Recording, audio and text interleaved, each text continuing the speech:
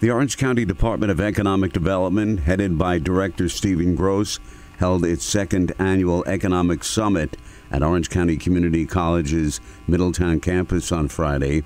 Here is a portion of the event. Director Gross is the first speaker. Orange County held its first Economic Summit last year, focused on the importance of infrastructure and resources and their critical role in creating and sustaining an economic prosperity for our county. We spoke of many topics, from energy to utilities and transportation to water at our county's prime location in the Northeast. Our collective work on this very important topic continues as we work to build our infrastructure so we can remain competitive. Thank you all again for taking the time out of your busy schedules to be here today as we come to celebrate the remarkable growth in tourism, hospitality, and the film production industries, which have undeniably become catalysts for economic prosperity, cultural development, and social growth right here in our county. We are excited to hear about our keynote speakers today about these exciting topics. But before I go any further, I'd like to recognize some of our elected officials and county leaders we have in the audience today, starting with our county executive, Steve Newhouse. I think the county exec's here somewhere. Thanks, county exec.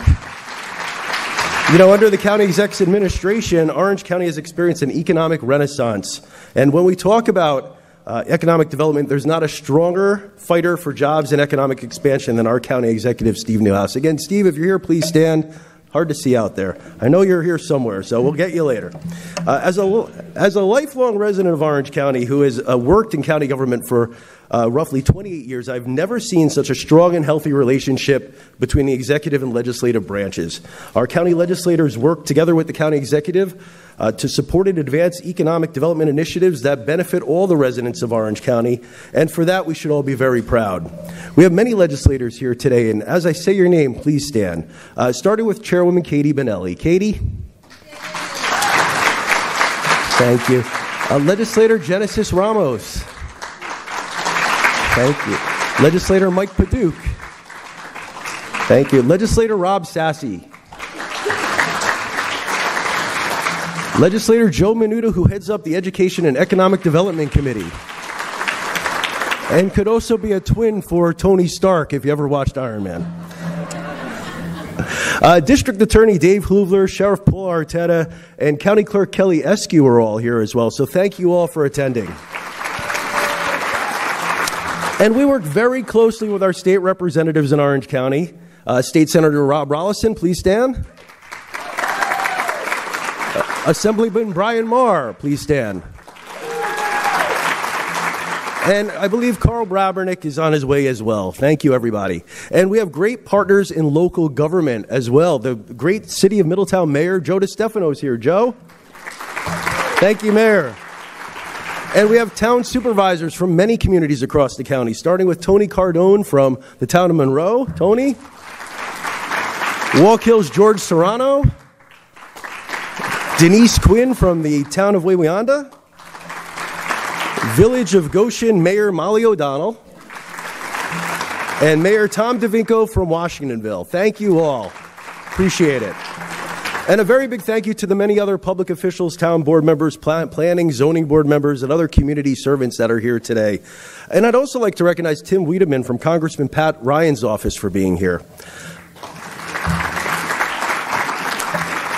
Orange County is very fortunate to have had past county leaders who understand the importance of economic development and planning for the future of our county. We're honored to have former County Executive Ed Diana here. Ed Diana, please stand. Thank you, County Exec, and for all you've done for our county. And I'd be remiss if I did not mention Orange County's premier economic development team. It's a team comprised of professionals who eat, sleep, breathe, and live economic and business development. Today, I want to recognize your Orange County economic development team, starting with Maureen Hallahan. Maureen is the president and CEO of the Orange County Partnership for 22 plus years. As president and CEO, Maureen is Orange County's longest serving economic development professional and is the visionary behind one of the strongest organizations in the Hudson Valley and New York State. Bill Fioravanti, the executive director of the Orange County IDA. Bill continues to work to transform and regain the credibility of Orange County's IDA and board, which continues to provide very important economic incentives that make projects happen in our county. Thank you, Bill. And Amanda Dana, what can I say about Amanda? Amanda's worked tirelessly day and night to help build our tourism and film office and take it to a new level. I also want to thank and take this opportunity to thank Amanda and her team for the hard work helping to put this program together today. Thanks, Amanda. Heather Bell, our president of our Chamber of Commerce, right up front here. Heather continues to breathe new energy and life into the Chamber of Commerce and makes it a valuable and respected partner for the business community. Thank you, Heather.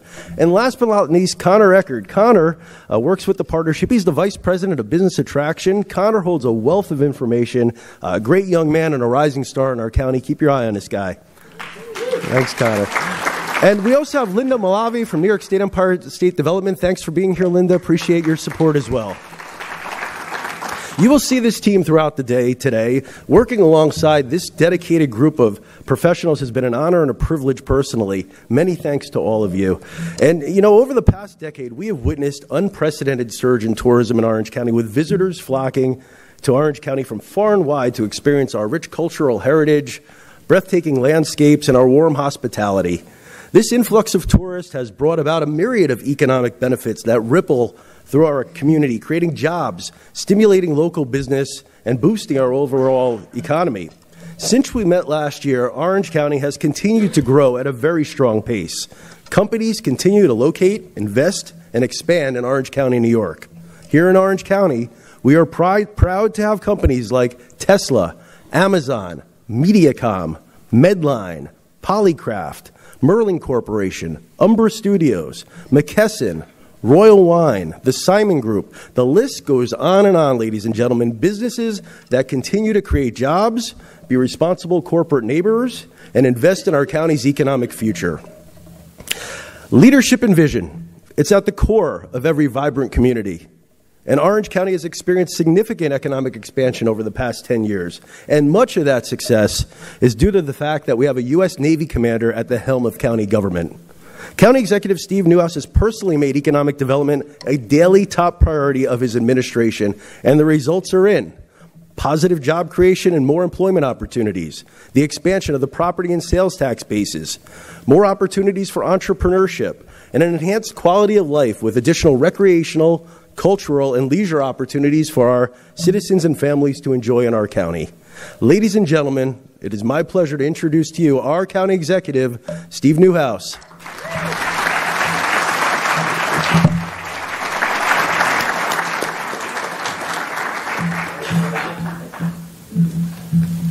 Morning, everybody. Got up about 4:30 this morning. I just came back from a county executives conference.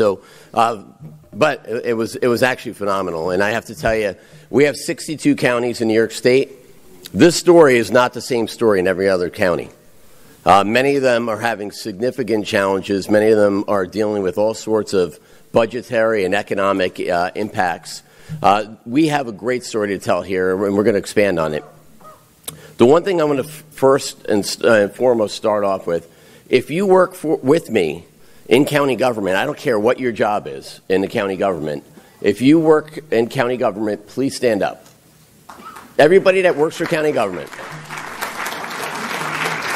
So take a look around, and you guys can have a seat now. If somebody next to you works for county government, I don't care what they do, and you have a problem with your business or you have a question, ask them.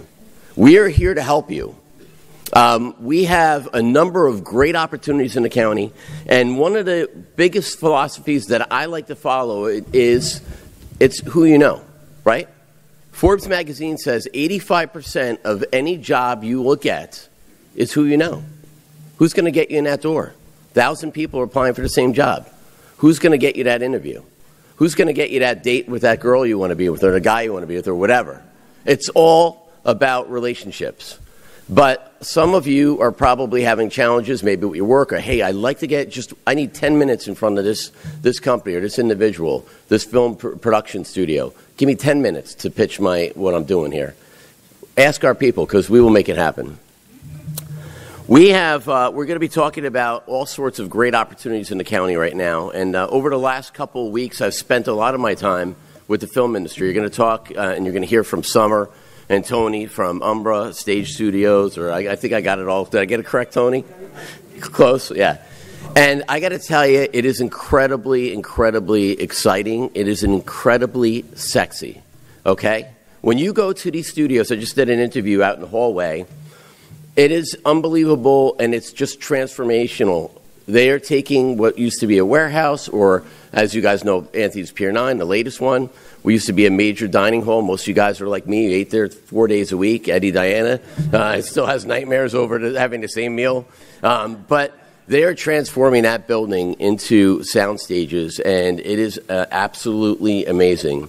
One of the things I think we can do, whether it's the chamber, the partnership, or my friend Steve Gross, is to arrange tours to see this. You have to see it firsthand. I have 4 little kids, and on many occasions I bring them to work with me. And I brought my daughters to see the film studio. It just opened, it's amazing. Other people I've rolled through with this, and you see the amount of people, hundreds of people working in this industry in Orange County. This is not the same story across New York State. It's a great opportunity that we have seized on, and we got to continue to grow on. About 2 weeks ago, I asked Summer and Tony in particular, I said, you know, how far booked are you out for the film studios in Orange County? You know, are you like a couple months out? They're booked solid through next year. We have opportunities with major film industries. They've filmed here already, and we have more that want to come back. I'm talking Apple. I'm talking Disney. I'm talking Paramount. The list goes on. What do we need? We need more film studio space, right? So as recently as the last couple of weeks, we've been placing them, again, going back to the magazine, 85% of relationships, in front of people that have actually inventory in Orange County right now available for their needs. And these are the type of things that we need to do in county government. We're not going to create jobs, but we can definitely foster an environment that helps people. Let's move over to Legoland, because not only are they going to do a major expansion, they're going to be a discussion. Woodbury Commons, another major place in Orange County that is here and expanding, as well as all our main streets. But let's just talk about Legoland. You want to talk about really helping people? They're employing about 100 plus people from Middletown. My friend Mayor Joe's here. Over 120 or 30 people from the city of Newburgh. Now, people talk about things like, well, we should do something. Hopefully somebody comes in and do something. These places are actually doing it. They're also roping in education as a part of a benefit for working there. There's nothing more important than continuing to improve on your skills, and education is a critical factor with that. While we're talking about education, we have obviously Christine Young here at SUNY Orange, who's doing a phenomenal job, and our board here is just incredible. Turning this place, it's just making it better and better. Many of you, like me, have taken classes here in the past. But we also have other industries, other educational partners, like Orange Ulster BOCES, which is now going to start offering a film type of classes for young students, so it can marry them right into those industries.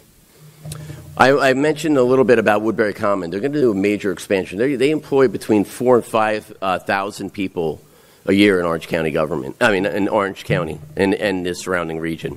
They're now before the Woodbury Planning Board to do another major expansion. Why does this all matter to me, and why should it all matter to Orange County residents? Because of balancing the budget. I'm going to be introducing my budget in the next couple weeks, right? 2 weeks, I think, from Wednesday, or I can't even keep track because, again, I got up at 4 in the morning. However, I'm going to be introducing another budget that I'm going to be proposing to the legislature, who are my partners in county government, and we have the lowest taxes since the 60s. We think it even goes further back, but the records don't exist. Kelly wasn't around. She keeps records to whatever. I don't even think you were born yet. But that is the result. So why is it balanced like that? Because you really have to pay the bills. When I run 911 with my county partners, when I do DPW with my county legislators and my partners and all the people in county government and the 38 different departments that we have, we need money to make that train to roll, right? And it's either going to come from property taxes or sales tax. The sales tax is really the biggest chunk of what I use in the legislature to balance the budget to make sure the county is providing those services for you. And the way we do that is by having attractions come here, tourism, entertainment. When the people work in the film industry, they're spending money. When people come to visit some of these major attractions or events that we have in the county, they're spending money. That's why it all matters. We have a great agenda for you today. I'm going to shut up in about 1 minute. I was told, even though this is kind of partially my show, we have a great we have a great presentation that we're going to have. We have great panelists. We have a great thing that we're going to roll out as far as attracting and just highlighting some of our great things in the county. I ask you to stay as long as you can today. If you hopefully stay for the whole, because at the end of this, we're going to have another great. I can't talk about it, right, Gross? Where are you? I'm not going to mention it.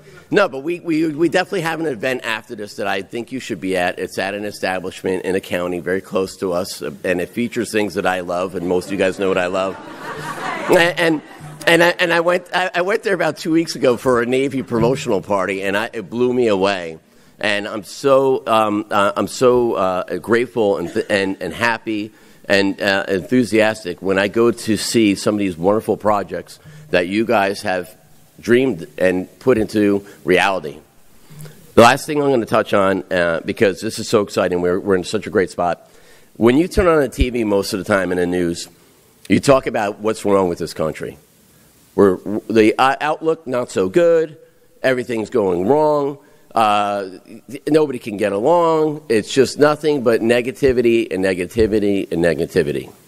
I will tell you, on my other life, besides traveling this country with the county execs now and traveling the world with the military, there is no better place on earth and no better place with more opportunity than this country.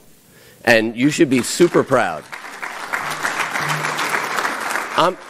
I am telling you, we got a lot of work to do. Everybody needs improvement. I constantly need improvement. I'm constantly reflecting and trying to change and improve myself and make corrections. I make mistakes. But there is no place better than this country. I want you guys to be proud. I want you to be enthusiastic. Ask questions. When we're done with this summit today, we ask people for their comments. Not only like what you saw today, but what you see today is the reflection of last year, what you wanted to see. More entertainment. Let's talk about the tourism industry. If there's an industry that you want us to cover at a future summit or a chamber breakfast or a partnership meeting, let us know. And I will tell you, when Steve Gross highlighted Maureen Hallahan, Amanda Dana, Bill Fioravanti, Heather Bell, obviously Steve Gross and some of my senior staff, and Steve Knob from Employment and Training, we always talk every month about really the critical part of our nucleus is helping people get a job. Helping people get a job, whether they come to work for county government or they're getting plugged into one of the major industries in our county. So we have a great opportunity. We have a great day ahead of us. I hope to see you guys later on at the secret event. But thank you so much for being here today.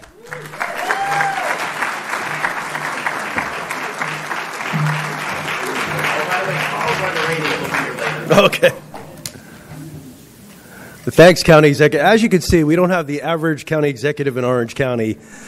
This guy's got it all, and if you spend enough time with him, he will talk to you about the movie industry. Something will pop up, a favorite quote from a movie, a song, something. So really near and dear to his heart. Orange County is strong, vibrant, and ready to do business, and people have taken notice as we are now one of the fastest growing counties in New York State, if not the fastest. We have a prime strategic location in the Northeast with great transportation networks, including Stewart International Airport, 3 interstate highways, Coach USA bus service, and passenger and freight rail systems, all within a 1-hour commute to the New York City metro area. Our quality of life is incredible. We have preserved open spaces with new additions like Sugarloaf Mountain being preserved and being made available for public use. Parks have been expanded, like the Heritage Trail, which runs from Middletown to Harriman, spurring economic activity along the way, and soon to have another additional section which is being planned from Scunnamunk Trail in the town of Chester to Cornwall. Legoland New York has been a tremendous neighbor in our county, as the county executive said. It brings in millions in economic activity and provides employment to over 1,000 Orange County residents. A new spray park was opened earlier this summer, and plans are in the works for annual enhancements to the park, including new and exciting family rides and entertainment. The arts, cultural, and historical opportunities are abundant, with places like the United States Military Academy at West Point, Washington's headquarters in Newburgh, and the National Purple Heart Hall of Honor in New Windsor. Storm King Arts Center this year received an $8 million grant from the state of New York for a new welcome center and renovations. And the internationally renowned Shen Yun has its training headquartered right here in Orange County, and we are also the home of the Fei Tian College in Middletown, which has accredited programs in the fine arts. We are rich with recreational opportunities like the Castle in Chester, run by the Lahenches family, a great local business with miniature golf, batting cages, zip lines, and more enhancements on the way. The reimagined Galleria at Crystal Run with entertainment and shopping, and Resorts World in Newburgh recently opened, which has been a tremendous success since opening this year. And new family attractions are roaring to life in our county. Anybody guess? Stay tuned for the new dinosaur theme park coming to the Montgomery area. Orange County is quickly becoming the destination when it comes to the Hudson Valley and beyond when you think about family fun and entertainment. And we have great lodging and event locations here in Orange County as well, like Hotel Thayer, which recently won a very unique award from the bridal magazine, The Knot. And we have boutique hotels and bed and breakfasts found throughout the county, and more on the way, such as the Front Hotel in Port Jervis, presently under construction. And yes, there's shopping at Woodbury Common and in our great downtowns and our villages that are also thriving and doing well. If dining and libations are your thing, we have Brotherhood Winery, the oldest winery in America, City Winery, and Angry Orchards in Montgomery. 31 craft breweries and distilleries.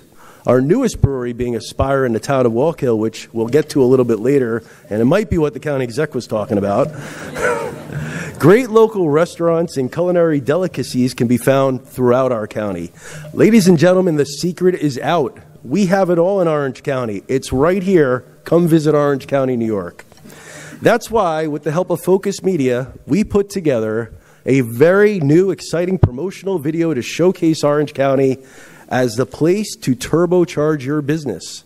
Ladies and gentlemen, it is my pleasure to bring to you our new video for the very first time. Orange County in New York. I'm Steve Newhouse, County Executive of Orange County in the beautiful Hudson River Valley. There's no wonder why Orange is one of the fastest growing counties in New York State. We're more than just an raise the volume a little. Propel your company to new levels of greatness. And we're more than a special place with great history, shopping, entertainment, and quality of life. Orange County is also a place to turbocharge your business. We're a county of strivers and builders who have powered potential into energetic success. Companies of all sizes, from small businesses to global corporations, have made Orange County's culture of possibility. Those companies are growing and flourishing here, and yours can too.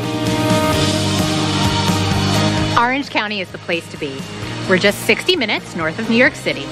With our 3 interstate highways, an international airport, and a robust rail network, we're a hub for tourism and trade.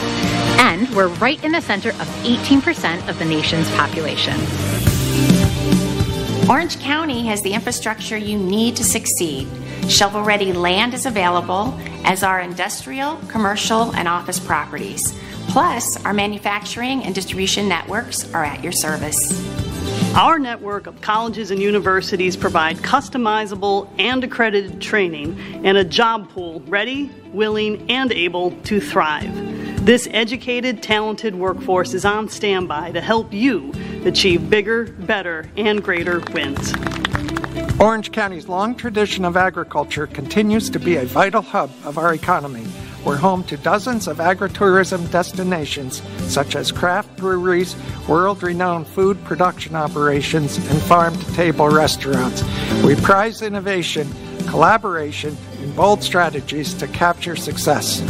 Some of New York's biggest attractions are right here in Orange County. They include the United States Military Academy at West Point, Storm King Arts Center, Legoland, New York, and of course, right here, Woodbury Common Premium Outlets.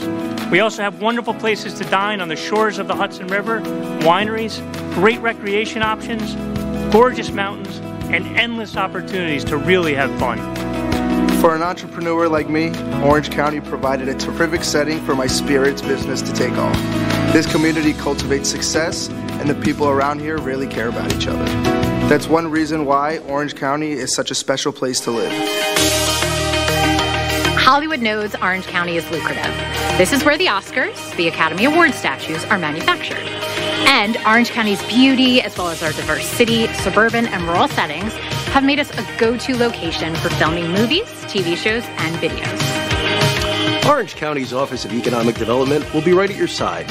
We advance the health, prosperity, and economic welfare of county residents by helping create and retain jobs. We'll guide you to financial resources, and we'll support your site selection and employment training. Invest in your company by investing in Orange County.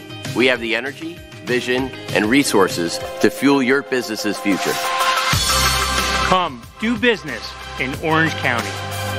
Come live in Orange County. Come thrive in Orange County. Come grow with us in Orange County. Come have fun in Orange County. Work where you want to live. Come to Orange County, New York. We are open for business.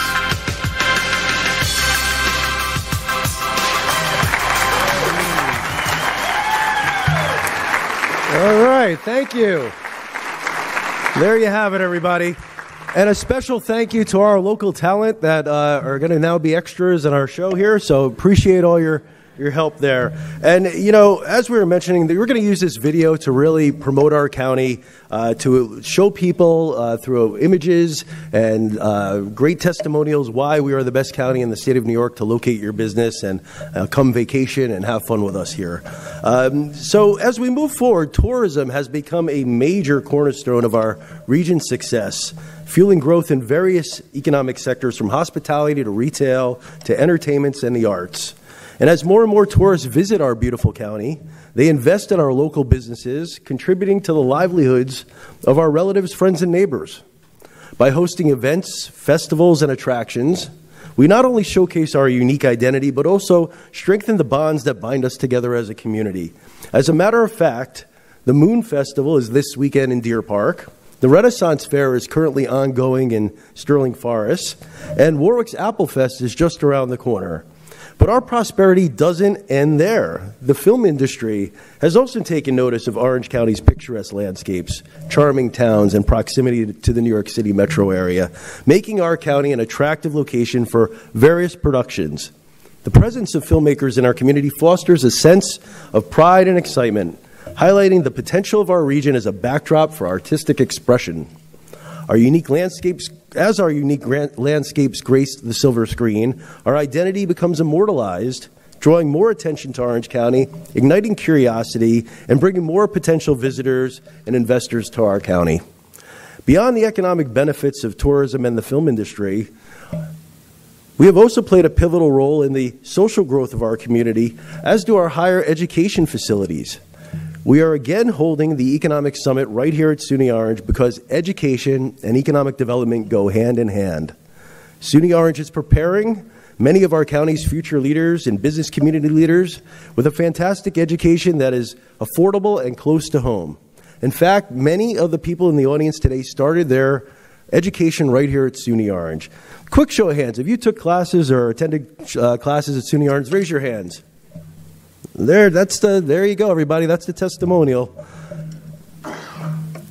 Fantastic. We have many SUNY Orange faculty and students here today, including my son, Ryan Gross, who's a sophomore at SUNY Orange. I think he's in class right now, but I'm sure he'll be back. Is he? Oh, there you go. Oh, we'll embarrass him. Thanks, boss. I want to thank everyone from the college for attending the Economic Summit. We hope you gained some valuable information about your community today. And a very big thank you to SUNY Orange President Dr. Christine Young for collaborating with us and allowing us to show off our great community college and all it has to offer. Dr. Young has been president of SUNY Orange since 2015. She serves as the president of the New York Community College Association of Presidents and recently completed a 3-year term as board member of the American Association of Community Colleges, which is the national organization for more than 1,000 community colleges in the United States. Regionally, Dr. Young has been a member of the Mid-Hudson Regional Economic Development Council since 2018, when she became co-chair of that council. Ladies and gentlemen, it is my pleasure at this time to introduce your SUNY Orange president, Dr. Christine Young.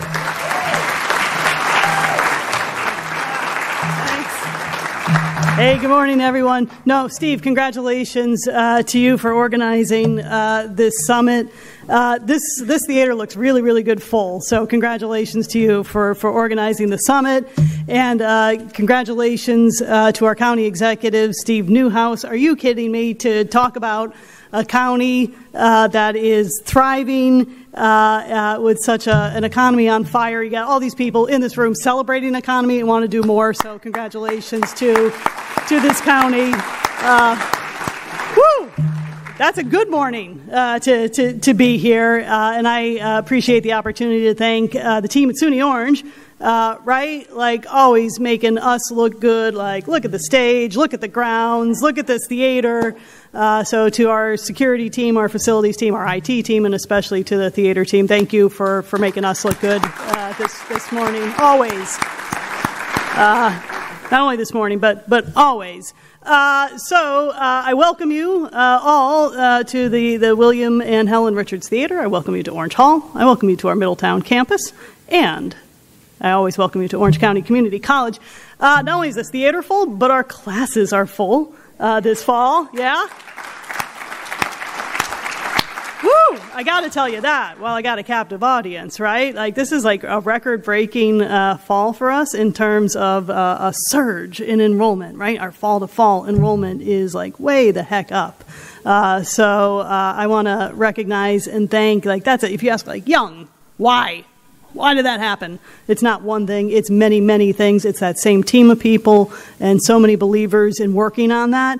Would like to recognize our Board of Trustees who threw down the gauntlet and said, let's work on that too. We got a Board of Trustees that rolls up their sleeves and they're in on it too. Our Board Chair, Ralph Martucci Jr. is here today. I'd like to recognize his leadership in that. Absolutely. And Maria Bruni is here today on our Board of Trustees. Lost track of Maria, but she is in the audience here today. Maria Bruni, trustee as well. And that is the belief in that too. We report through the legislative branch of Orange County government. Boy, do they support us. Please know that the County of Orange supports its community college way beyond other sponsors in the state of New York, so the other community colleges in the state of New York are probably jealous of us. So I would like to recognize all of the Orange County legislature, but especially the leadership of the chair, Katie Bonelli, and we report through the Economic and Education and Economic Development Committee, Joe Menuda. Both of you, thank you very much for your belief and support as well. Today. So never give an academic a podium. Steve Gross, beg your pardon.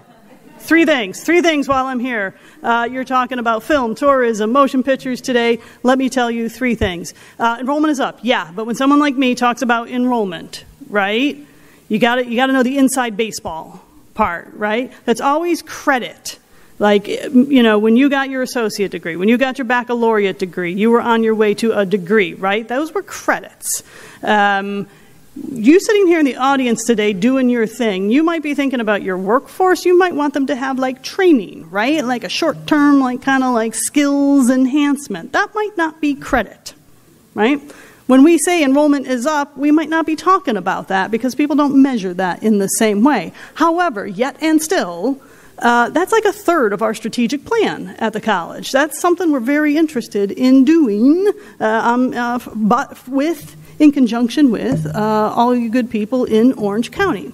So recently we had the opportunity to restructure our executive leadership at the college, and I want to take this opportunity to tell you, now employed for 2.5 hours, is a brand new vice president at the college. His title is Vice President for Workforce, Strategy, and Innovation. I am so proud to introduce to the audience today my brand new colleague in the third row. If he would stand up, please, Dr. Jean Leandre.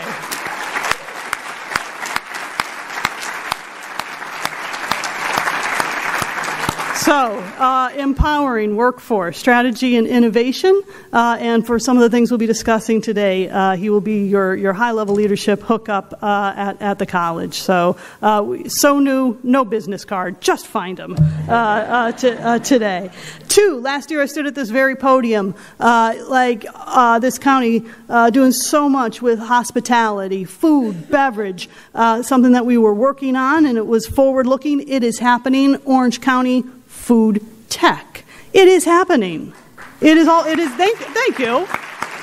Right? Now I can stand here in front of you and say, hey, have you been to Bethel Woods? Have you been to a culinary, didn't write down the name of it, but you have maybe had plated food from a celebrity chef. That was us. Partnering with Rubco students. There is a caterer that works with the motion picture industry in this community. If they're serving food safely, that might be because of us. That's food tech, that's us. That's working. That's something we're doing. He was there before. Is Jack Sepulveda, is he still in the audience? I just wanted to recognize that that is up and running. That's something that the college is doing for this audience here today. The third thing, I am proud to stand at the podium today, and I'm so glad our friends at Orange Ulster BOCES is following this vibe too. Us at the college today too are also proud to announce our friends Summer and Tony. My gosh, you folks are incredible with your below the line boot camp. My gosh, you're amazing. And we are so proud today at the college to start a partnership with you, learn from you, and extend your work into our world and amplify that and serve this sector. And so proud to announce and share today that we'll be working with you and finding ways to extend that work even further with you, in cooperation with you in this industry. Hooray.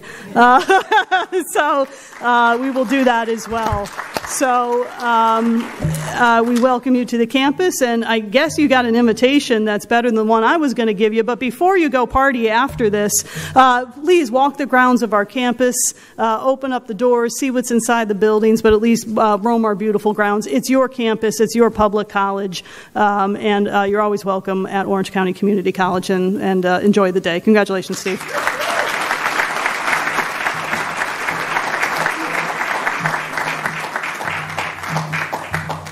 Thank you, Dr. Young. As you can see, we have one of the best community colleges in the state of New York, and Dr. Young's leadership is part of that reason. Thank you. I also want to recognize Jack Sepulveda, who's here today from SUNY Orange's new food tech program, which created a great resources to ready and help steady the hospitality and food service industry. So, Jack, thanks for being here. And some of our partners in county government are here as well. Deputy County Executive Harry Poor, please stand.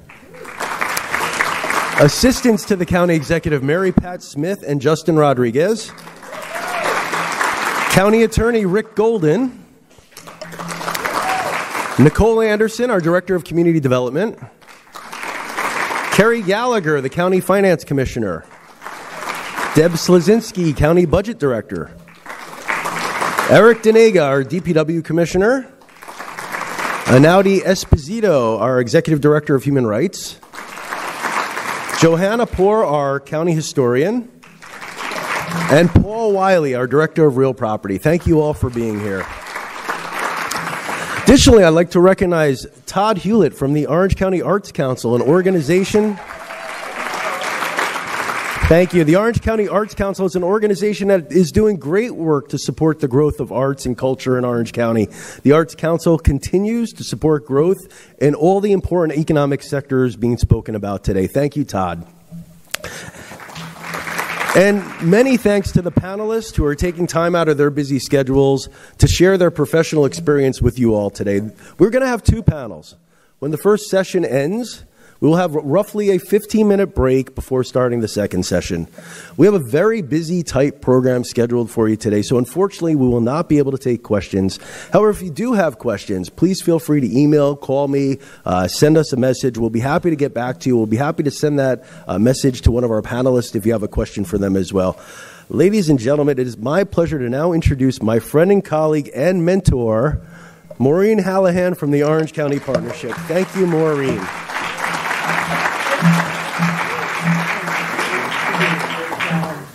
Oops, sorry. They call you a mentor when you're old. That's what they do. You don't even have to be good. You just have to be around long enough. And good morning, everybody. Before I start, wasn't that video produced by Focus Media absolutely impressive? That was a great job, Josh Summers and Focus Media. And Steve Gross. I know that this is like the big warm hug. You know, we're all always just, but that man has carried this summit on his back. He's so gracious to put up committee members, and we all do work and intertwine and add, but he has really carried this on his back, and you are it's a privilege for me to work with you. Really. Thank you, Steve. Good job.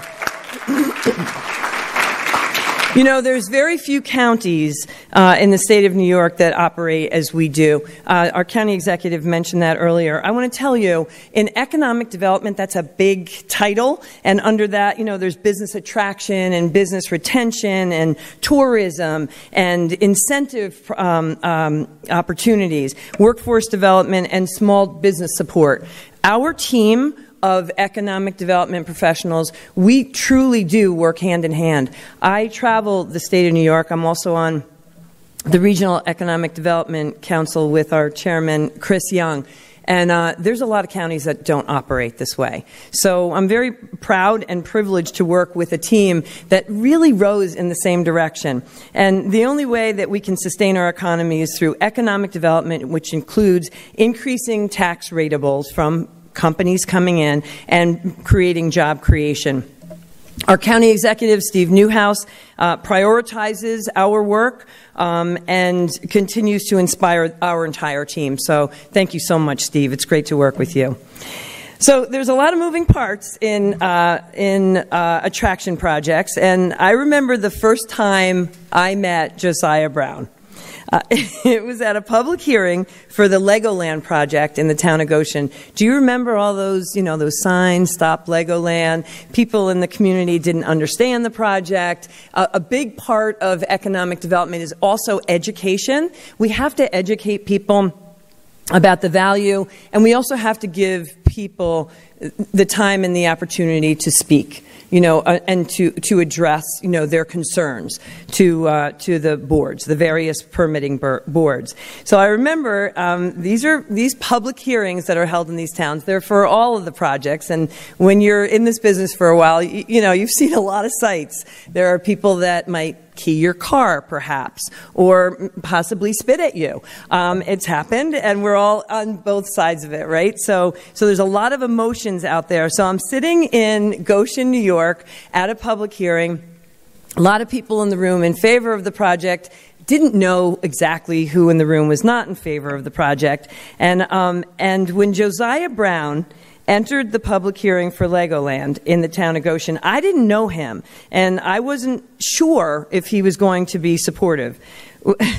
When he was called to the podium, you know, this burly, bearded guy, the first thing I thought about, I said, okay, here we go. You know, and I will tell you, Josiah spoke, and you could hear a pin drop in the room. And the reason was he spoke of the overall value that tourism and the hospitality industry creates, you know, for our economy. That's what he did. He spoke about the numbers, and he really brought it home for us. Josiah is not only brilliant, but he is inclusive. He listens. He is an influencer, and it's all based in the factual information that he gathers, and it is a privilege to have him with us here this morning. Josiah Brown is the former chair of the New York State Tourism Industry Association. He is a destination management and marketing expert and a frequent speaker in the tourism industry. Josiah, known as the New York Sherpa, as he is called in the New York tourism industry, has logged almost 800,000 driving miles throughout New York and 46 other states across the country. This man is an expert in his industry. Josiah is the founder of the New York's Best Experience brand, a statewide travel brand and travel guide, which inspires and attracts first-time visitors to New York State. His life goal is to always be inspiring people forward. This guy is the real deal, and we are so privileged to have him. Josiah, can you come on up and address the audience?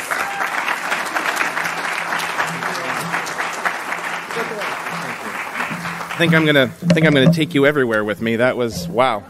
Got to live up to that. I'm gonna just steal a mic from the other side here. Okay. Team. Check. This is when I say it's wonderful to be here, I cannot underscore that enough, because a little over 20 years ago, I sat right up in that corner at the new student orientation, and this morning I was able to just drift away from breakfast and go take a picture of room 109, where I took speaking 101.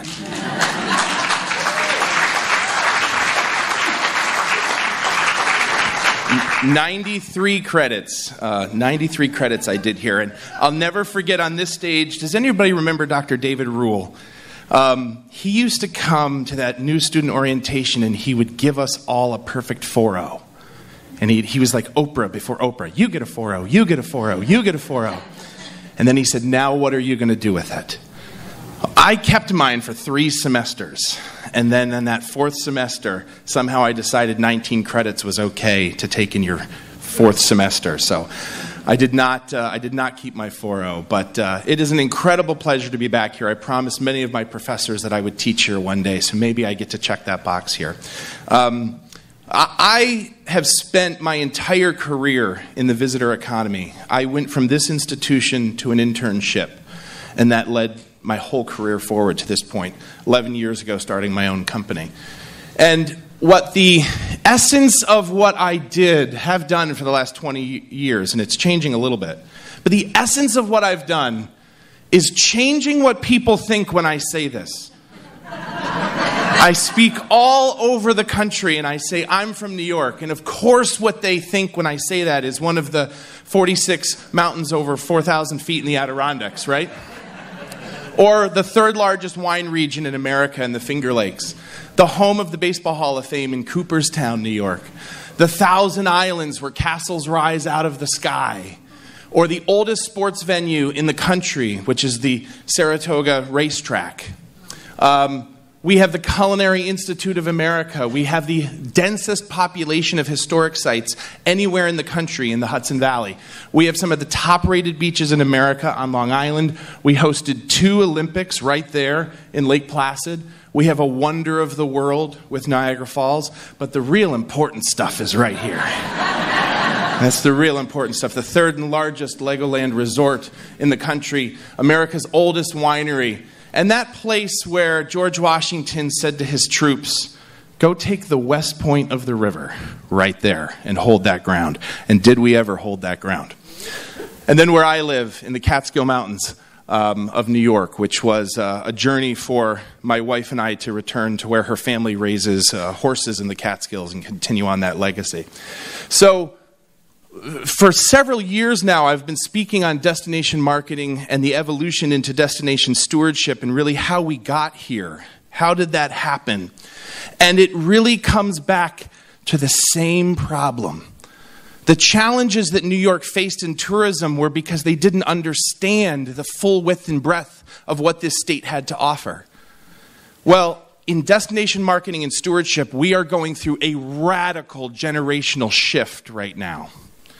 And that radical shift is something that is an incredible opportunity. And if we don't understand it correctly and why the shift is happening, it will end up being a challenge.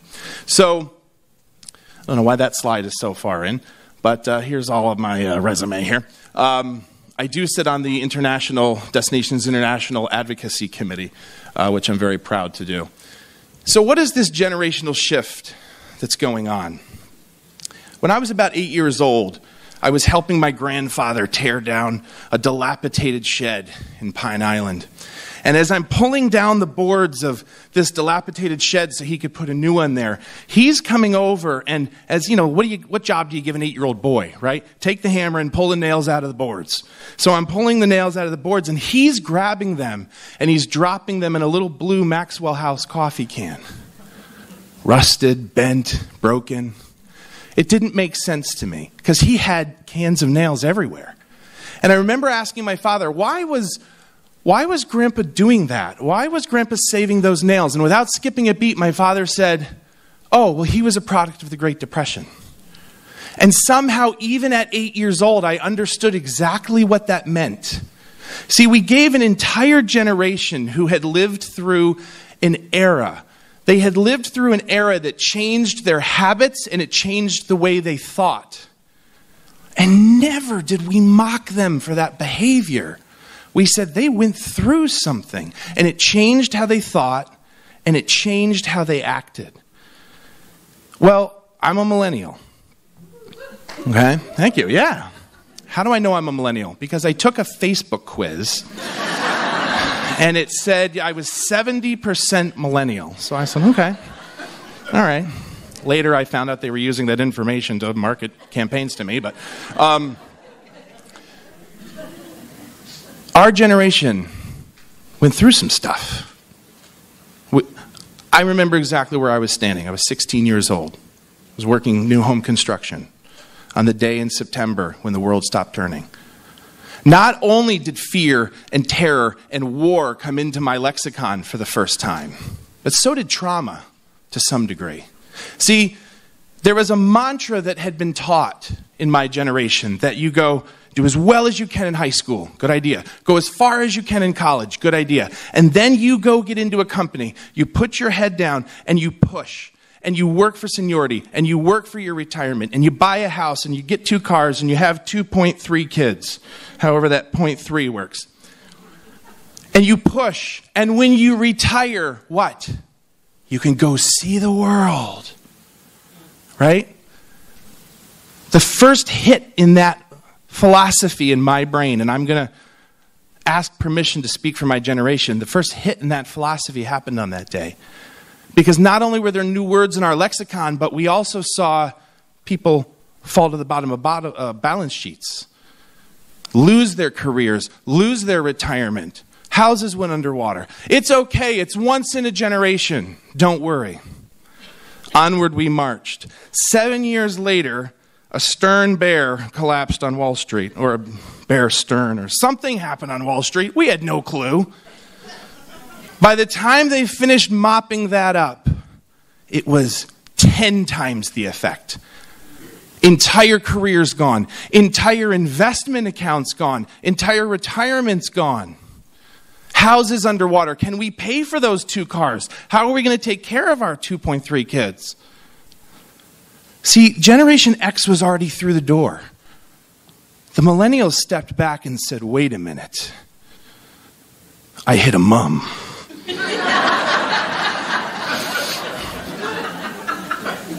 The millennials said, I need something you can't take away from me. I'm coping with things that a generation before me didn't have to cope with. I have anxiety at a level that doesn't seem to match any test of any other generation.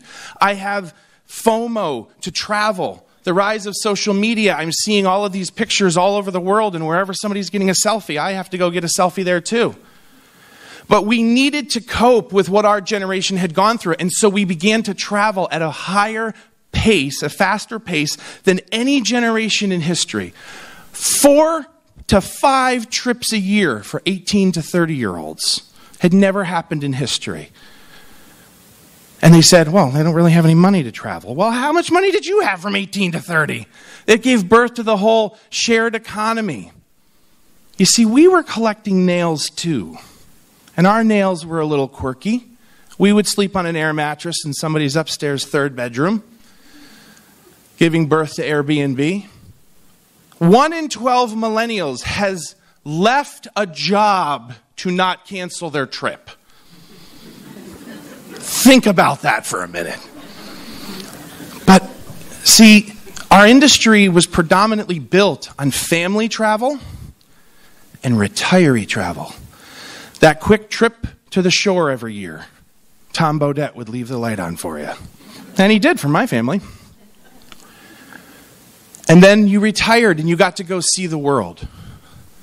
Those were the two buckets. And so what they had predominantly created were kind of a tourist trap economy in the tourism industry. The family travel destinations, the retiree travel destinations. All of a sudden, every single member of the world is wanting to travel 2, 3, 4, 5 times a year. But they don't want to just go to the tourism trap. They want to go off the beaten path. They want to go in the woods. They want to go where the locals are. Show me where the locals eat. Show me where the locals get a beer. Okay?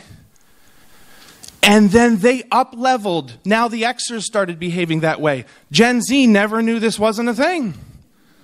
And everybody starts traveling now, taking their time and their resources now to go see the world. And we entered an economy that was now being built in many destinations on the visitor economy. Because there's this quirky thing about how millennials traveled. We went for certain assets, certain amenities. You have espresso drinks? We're there. You have guac? We know it's extra. We're there. You have yoga? We're there. They got hot yoga now. Every time I've tried yoga, it becomes hot yoga in about 2 minutes. And the class is sitting there like, somebody smell bacon cooking? And I'm like, sorry, I'm sweating. The amenities that people loved when they traveled were being born in communities, and suddenly when the millennials decided to settle down, where do you think they settled down? Where they loved to visit. Enter my thesis. If your community is not a place that young people want to visit, it's not a place young people want to live. Now flip it around. Yeah. Can I get an amen? Let's flip that around. If your destination is a place young people love to visit, it will be a place that young people love to live. So this is the story that we started to tell, is you can use the visitor. I got slides. Let me see. What am I doing here? You can use the visitor to build the amenities that people love to live around. That's what we call quality of place. That leads to quality of life. Quality of life is a good thing. Because more and more people are choosing where they want to live before where they want to work as a part of this generational shift. And I'll talk about some of what the pandemic did next. But this is what the tourism industry brings. Pride of place, employment, youth employment, quality of life, beautification. So if this is what we do, then who is our customer? If you ask 20 years ago, most destination marketing organizations, who's your customer? Oh, let me give you the DMAs. 2.5 hours from here, people with this level of disposable income. They're profiling a visitor. You ask most destination marketing organizations today, you ask Amanda, who's your customer? You are my customer. Because the product of my work does this, and that's all for you. The resident is the customer of what we do in the visitor economy. And so we've had to start working to build more alignment with the residents' understanding, because this is who we used to be, the Leslie Knope of tourism. Visitors are coming. It's only the best day of the year. And the residents go, nope. So we said, oh, well, I'll get on my calculator. We save you $678 a year on your taxes. And our residents said, don't care. I'll just pay it. I don't want visitors in my town. And here came this generational clash. Where are you going this weekend? Oh, we're going where the locals go. Oh man, I just came back from the bar and there was tourists in the bar. Trouble brewing. What you're doing as a travel habit is not what you're welcoming in your own town. Trouble brewing. So this is what we had to do.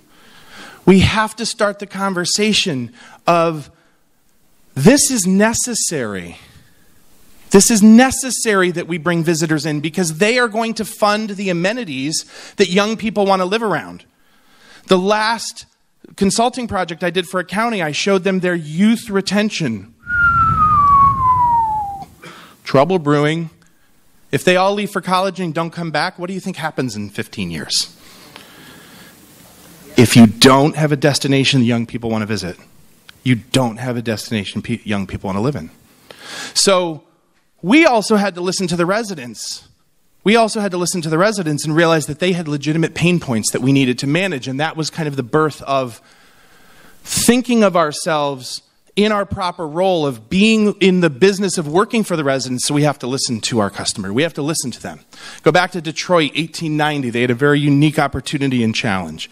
Unique opportunity. Detroit was perfectly positioned for iron ore. All the train lines and mines and stuff, I don't understand it, but they were perfectly positioned for metal. They were not perfectly positioned for investors. And they had a problem where there was burgeoning automobile industry, but they didn't have investors. A board got together and said, what happens if we decided to host conventions here and brought really good rates for conventions and lots of entertainment, so all of these bigwigs from the East Coast would come here, host their conventions, and we could wine them and dine them, and then there's just investors in our town all day. They said, great. They opened the first destination marketing organization in Detroit, 1890. Visitors equal investors. Do you think it worked? It worked. So, is what we do just a travel guide and a website? Is what we do just a niche way to grow sales tax and bed tax? Maybe 20, 30 years ago. But now we're managing a visitor economy, and we had to learn how to tell our story better. We had to tell our story of the visitor economy being the lead economy in many ways because it was how workforce was going to choose where they lived and what they did. So you know what we came up with? We said, I know. We're not understood. We'll tell people we're in economic development. Now they'll understand. Then the economic developers came up to us and said, what? When was the last time you worked with site selectors? When was the last time you wrote a pilot agreement? When was the last time you were with Camoin Associates? I was like, Camoin, I think I ordered a Camoin Associates at dinner last night. I'll have the Camoin Associates medium rare. We had no idea what the economic developers were really doing. What we were trying to talk about was how we were playing a second lane of economic development. You see, the primary lane of economic development, I don't have to tell you, but I'm about to.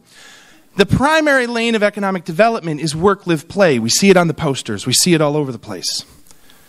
But that is actually the strategy. If you bring work, you will bring live. If you bring the company, you will then bring the people to live. And those people who are living will start to create downtowns and restaurants and parks and bike trails and hiking trails and non-for-profits and theaters. If you bring work, it will bring live. That will foment play. Great strategy. We're saying there's a second lane of economic development, which is the play, live, work strategy. Very important strategy right now. And that is by having a destination that is welcoming visitors, you are bringing investors in and they're looking around. Somebody gets to the top of the roller coaster at Legoland, as I did like a month ago. And you look at that view and you go, holy crap. You can see for miles. I wonder what it costs to live around here. Maybe I could work from home here, where there's clean air and clean water and spaced out living. So this becomes the visit, live, work strategy. That's how powerful inviting visitors is into a community. Tupper Lakes, anybody been to the Wild Center? We've got to have a couple of people who have been to the Wild Center. They hate it when I say this, they built a deck. They're like, it's a big deck, Joe. Yeah, it's a deck. They built the Wild Walk, where you go from the floor all the way to above the forest, and you see the trees and the birds and all the animals in between. They had an economic development. They have a human-sized spider web and a human-sized eagle's nest. They did an economic impact study in 2012 while they were building it, $14 million regional economic impact. 5 years after, about 3 years after Wild Walk was fully online, $27 million regional impact. They went from 75,000 visitors a year to 75,000 visitors in July. Wow. What do you think that did for the local economy? And I talked to a gentleman who lives in Tupper Lake. He said it's been unreal. We're starting to have college kids come home to run the family restaurants. In Tupper Lake, it's far out. I went through the pandemic like most people went through the pandemic. You know, laying on a couch crying, drinking gin. It was actually vodka, but I wanted to sound classy. We were working our butts off during the pandemic because for the first time, somebody who invites outsiders can't invite outsiders anymore.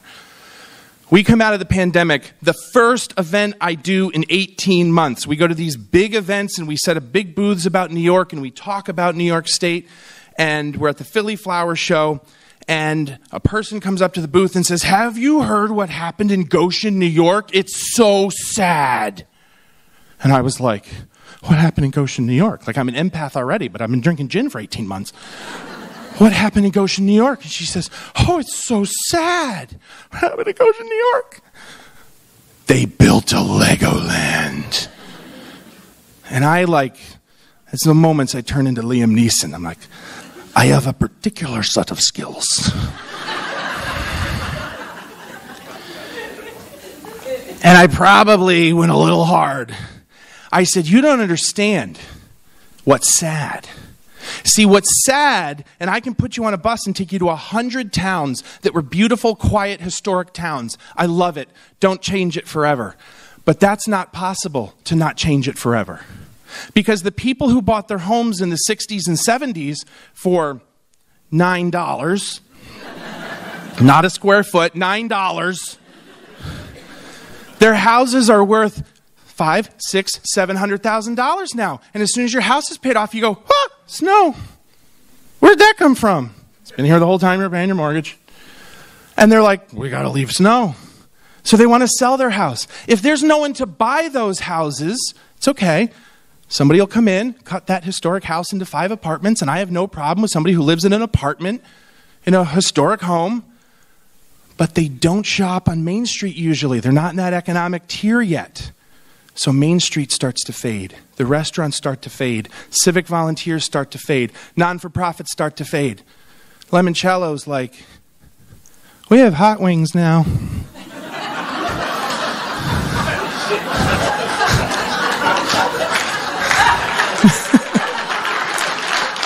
They would do well at that. And then you know what I say? I find that lady in 15 years and say, "Have you heard what happened in Goshen? It's so sad." Because I'm raising kids. And when I attended that meeting for Legoland, one of the things I said is, "Where's my daughter going to work? She wants to run Legoland." Right? I don't know if Stephanie's here yet, but I mean this with all due respect, you have 20 years. That's it.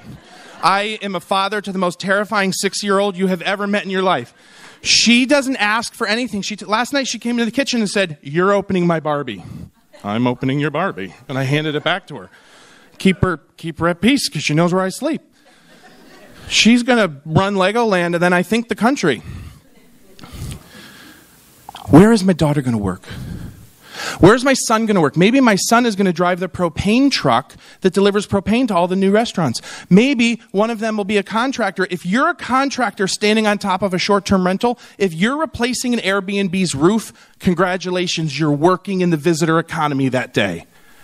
Because that construction, that propane, the extra reps at Cisco are working in the visitor economy because of what Legoland did. Well, doesn't Legoland just have a lot of front-end jobs? Oh, I'm not going to apologize for training America's workforce. Where did you start? Oh, at a front-end job. Yeah, people who start in the travel and tourism industry, this is a U.S. travel statistic, If you start in the travel and tourism industry, you will make 25% more over the arc of your career simply because of starting in this industry. Because we're teaching those people all the soft skills. Legoland is training your workforce, plus lots of executive positions. But the ripple effect. I don't know this, but I bet there's a recruitment packet for the hospital that says, come work near where Legoland is. Right? They are choosing where they want to live before they want to choose where they work. And this is a place that's doing really well. Let me tell you the story of the numbers. I don't like to start with the numbers. 2009, New York State is investing zero in tourism coming off of the Great Recession. Zero. This is what our numbers, or no, this is not what our numbers look like. $60 billion economic impact. 6-0. They said, we'll put some money in. We'll put $5 million in. They went up. Another $5 million. They went up. Another $5 million. They went up. Cuomo finally says at a lectern at an event I'm at, every time we invest in tourism, you give it back to me 100-fold. We want to see where this train ends. And they just kept investing and investing and investing. By 2019, which is the numbers you're looking at, we had a $117 billion impact. We went from the 6th to the 5th to the 4th to the 3rd largest industry in New York State. I actually argue with the multiplier a little. I think we're the 2nd. I think north of the George Washington Bridge, we might be the 1st in full impact. Because what happens if it goes away? Most towns have nothing if it goes away. They don't think they have nothing. But when it goes away, residents go away. So now we're generating enough sales tax. So we went from 60 by the end of this investment strategy. They were spending $60 million for a $60 billion increase. I don't have enough fingers, but it's either 100 times or 1,000. Dr. Young's like, geez, why does he have to be one of ours? I think it's 1,000-time return on investment. When we had to go before Pataki's group, they found a 7-to-1 return. I've seen 4-to-1. I've seen 37-to-1. This was 1,000-to-1. Every time you invest more in tourism, in the visitor economy, you get a multiple of that back. The taxes generated in that growth are enough to pay every police officer and firefighter in the entire state.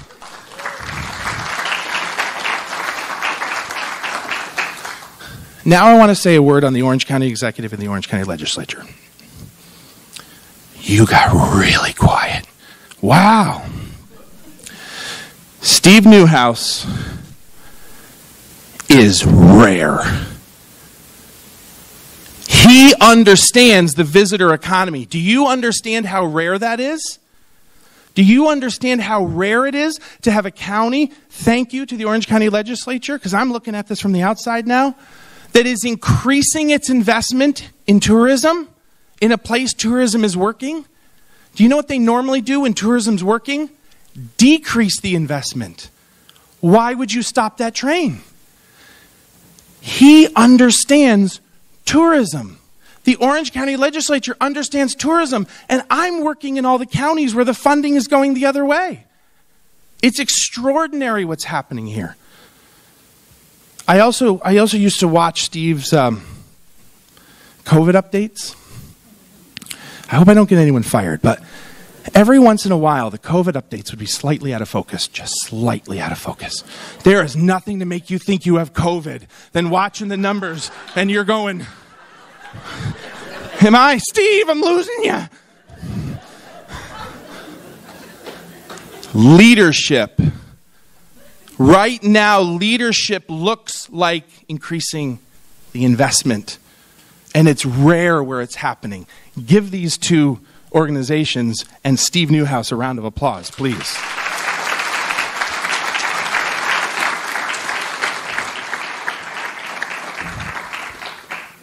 I'm like way over my time. I'll land this plane.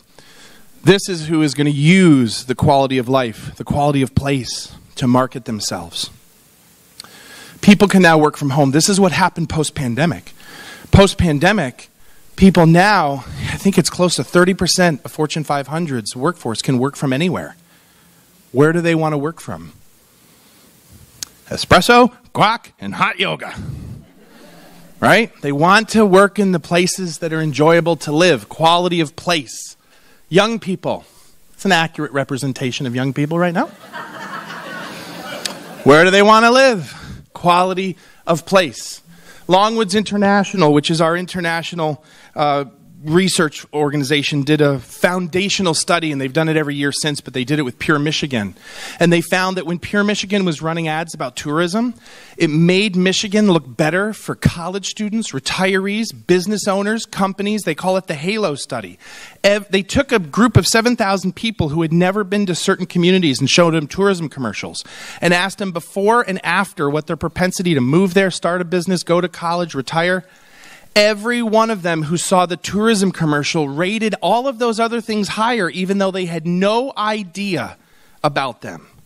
They just felt better about the tourism ads because now everyone is branding everywhere right now. Everywhere has become a brand. Virginia is for what happens in Vegas. They changed that one. It actually ends up on Facebook now. Be careful. This is what your destination marketing and management organization is tasked with day to day.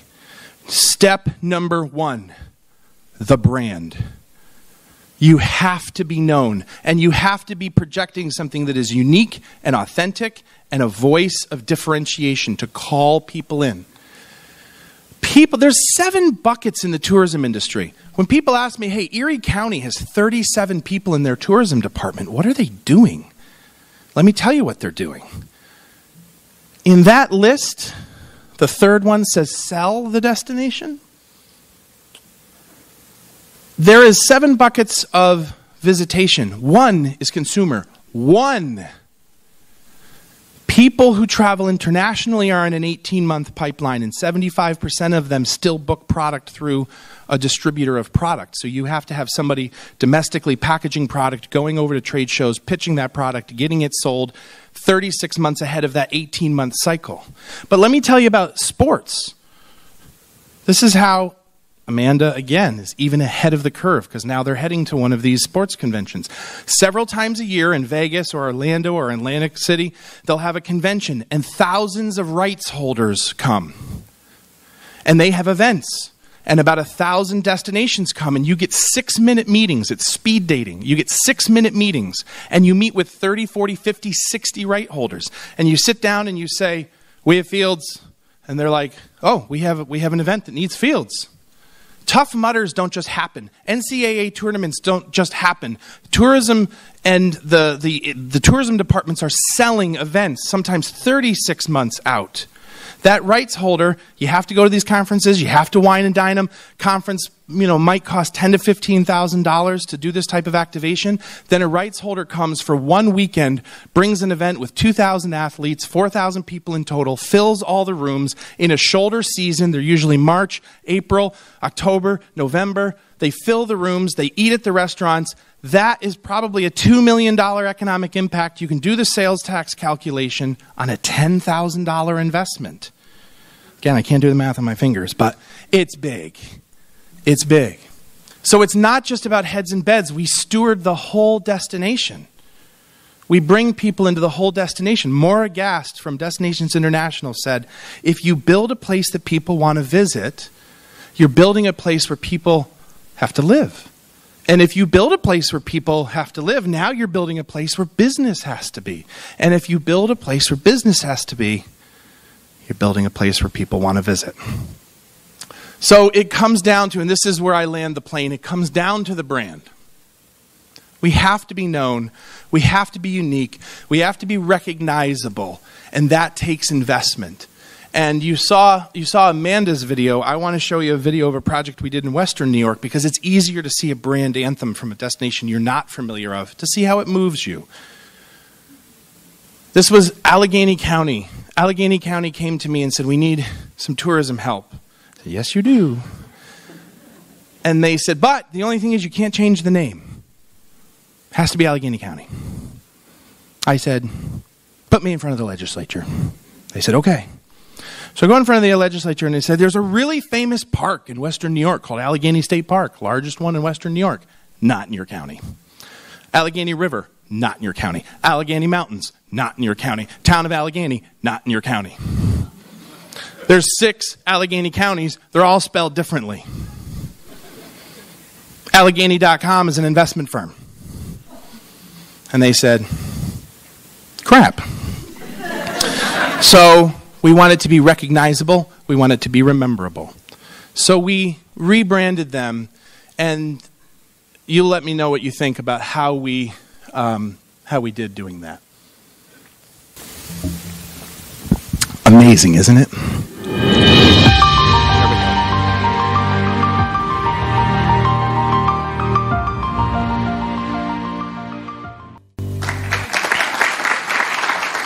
The Western New York Wilds. Sometimes give your tourism office the permission to don't always use the county name. We all know it. We all love it. But sometimes we build consumer-first campaigns. So you have a county executive who gets this. You have a legislature that gets this. So what I would say to you in that spirit of Dr. David Rule 20 years ago, who gave us all our 4.0s, you have a visitor economy working. Don't lose it. I've been Josiah Brown. Thank you very much.